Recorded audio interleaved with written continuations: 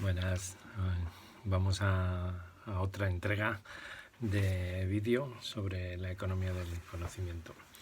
En uno de los papers que hemos liberado comentamos un poco la historia de las monedas para acabar en lo que todos estáis expectantes, que son las criptomonedas.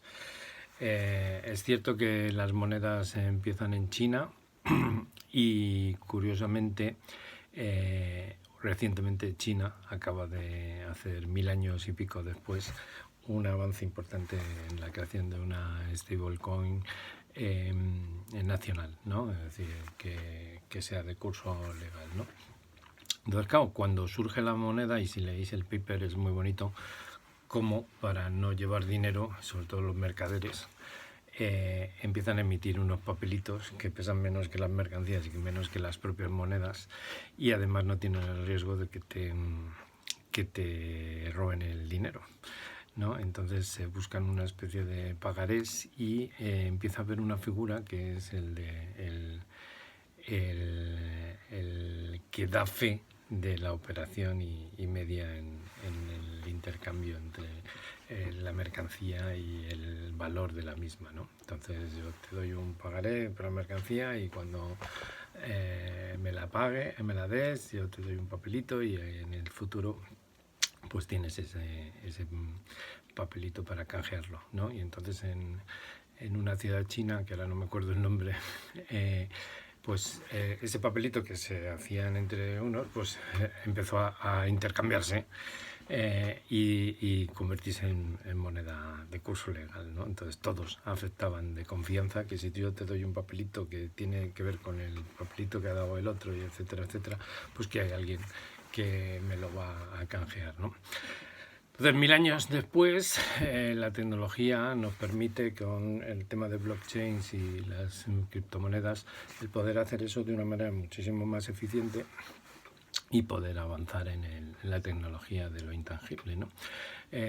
Claro, también se ha producido históricamente un cambio de que los emisores de moneda ya no tienen el patrón oro y entonces hay un desacoplamiento entre las monedas y el oro como, digamos, respaldo de esa emisión de moneda, ¿no? Paulatinamente nos encontramos en una situación en la que, bueno, voy a quitar las gafas que me están molestando, en la que, claro, es muy relevante el hecho de que también los bancos se han convertido en emisores de moneda. Claro, tú pides dinero al banco y el banco hace un apunte contable entre el dinero que yo te doy y la deuda que genero. Y los bancos centrales, que antes tenían el respaldo de la misión de respaldar, pues se convierten en unos respaldadores y no en unos emisores de moneda. Claro, esto empieza a complicar porque hemos delegado una función central en un montón de privados que puede estar muy bien, pero que hacen que la emisión de deuda se vaya generando, se vaya aumentando y que los países generen también mayores deudas y los bancos, como está pasando ahora, acepten que mayores riesgos en la emisión de deuda porque los bancos centrales se la garantizan a comprar. Con un añadido, y es que además los tipos de interés en este momento son negativos. ¿De acuerdo? Entonces, claro, esto empieza a ser como un desmadre, porque si ya el año pasado la deuda era inmensa, pues ahora con lo del virus pues empieza a ser infinitamente inmensa, ¿no?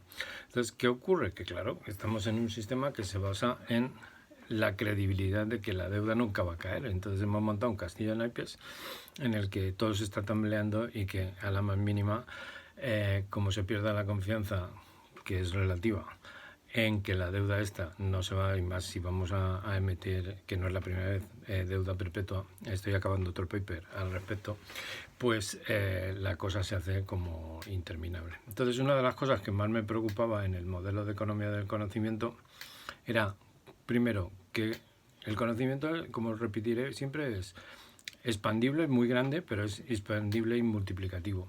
Y la función de inteligencia colectiva, aporta una ventaja adicional, y es que, como hemos demostrado y tenéis por ahí también el paper, el resultante de la inteligencia colectiva, una vez que se activa, siempre es mayor que cero, lo cual genera una curva creciente y que además tiene una superficie que se puede integrar y puedes calcular esa superficie. No siempre es conocida, pero existe, es positiva, es mayor que cero, y entonces, claro, eso es muy, muy, muy interesante para lo que os iré contando. Entonces, claro, recientemente las criptomonedas se ponen en marcha. ¿Y qué quiere decir? Que son las empresas, y ahí tenéis el ejemplo de Libra y el fenómeno Facebook, que quiere emitir su propia moneda. Claro, empresas como Facebook, Google, Apple y demás, Amazon, tienen muchísimo cash flow. O sea, creo que el cash flow que tiene Apple es 3 veces la deuda española.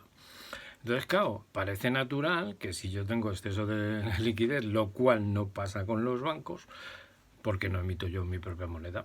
¿No? Si hubiéramos delegado en los bancos como emisores de deuda y emisores de moneda, pues oye, que mejor que las empresas privadas tomen el testigo, y como ellas no tienen problema de que tengan que pedir dinero, sino que lo están generando, pues ya tenemos una función creciente, tenemos cash flow y tenemos la capacidad de emitir estas monedas por un ente que permite bastante bien pensar que crece, y que lleva años demostrando que empresas como digitales, incluso en momentos muy complicados, pues siguen teniendo tesorería positiva, ¿no? Entonces, claro, Amazon gana más que eso, todos estos están metiendo. ¿Qué ocurre cuando se emiten tantas ICOs, las ICOs famosas de muchas empresas? Pues que como no estábamos pagando esto, mucho defraudador, y entonces, claro, te encuentras con piratas que recogen el dinero y se largan con la pasta, y ya está. Que esto no os creéis que es nuevo, pasó seguro igualmente en aquellos tiempos en el que alguien me daba un pagaré en el año 800 antes, después de Cristo, cuando empezaron a emitir moneda, y muchos se largaron porque no eran tan fiables como se creían, ¿no? Entonces, pues lo mismo ha pasado.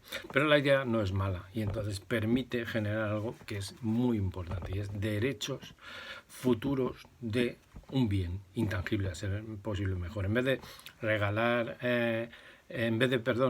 hacer una ampliación de capital con prima y vender parte de las acciones a inversores, pues lo que hago es emito derechos futuros.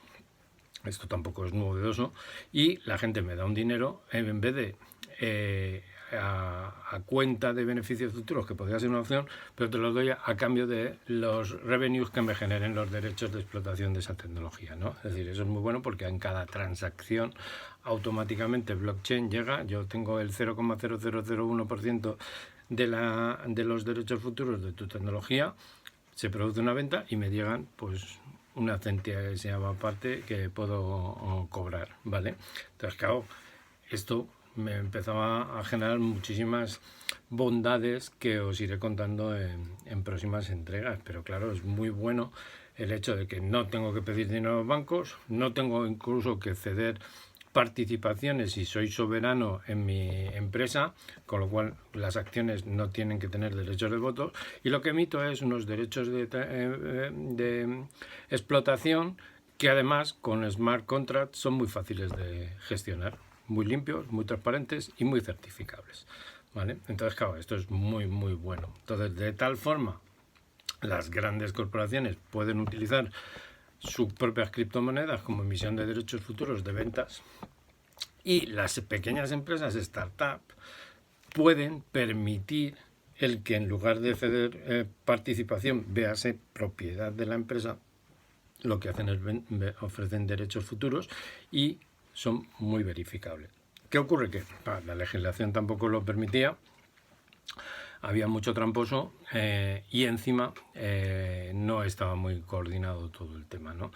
¿Qué ha ocurrido? Pues que hay sitios que sí lo están haciendo bien. Por ejemplo, la legislación maltesa y demás la he estado analizando y es brutal. O sea, si a mí me piden cómo quiero regular en España el blockchain y las criptomonedas, pues yo digo copiar la de Malta, porque está muy bien diseñada, ¿vale?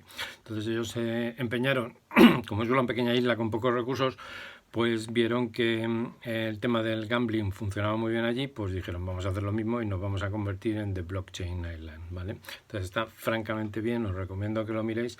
Y ya os digo, es muy bueno porque tú puedes controlar perfectamente el mecanismo y no te liberan los tokens si no estás auditado, si no cumples una serie de normas. Entonces la CNMV maltesa se convierte en una especie de ente regulador de que tú cumples con todos los tokens y que no te vas con la pasta debajo bueno, debajo del hombro, donde quieras, ¿no? En el maletín, como han hecho muchos, ¿no?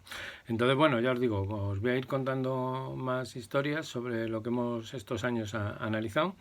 Y bueno, cualquier pregunta me la podéis hacer también por LinkedIn, por Twitter o por donde queráis, porque creo que es súper interesante todas las cosas que hemos ido pensando. Pero lo más interesante, ya os digo, es que hay que reestructurar ciertos elementos. Los bancos centrales serán los escrow, los bancos serán comerciales, serán elementos fintech que darán servicios a sus usuarios, servicios financieros avanzados, y para que ganemos todos dinerito y ellos se lleven un porcentaje como hacemos todos. Y habrá una serie de mecanismos 100% automatizados y 100% regulados por la tecnología y muy transparentes y muy demás, que nos permitirán estar tranquilos de que el sistema funciona y sobre todo con algo muy importante, sin deuda, que es un tema importante. Un día dedicaremos el vídeo a hablar de deuda y ética, que Nietzsche, Marx y muchos escribieron y hablaron mucho, aunque lo de la ética ahora no parece que esté muy de moda. Bueno, cuidaros mucho, tener mucha precaución, que no queremos que el virus haya un repunte nuevo, y nada, cualquier cosa me preguntáis que yo intentaré hacer un vídeo al respecto. Un abrazo, cuidaros mucho.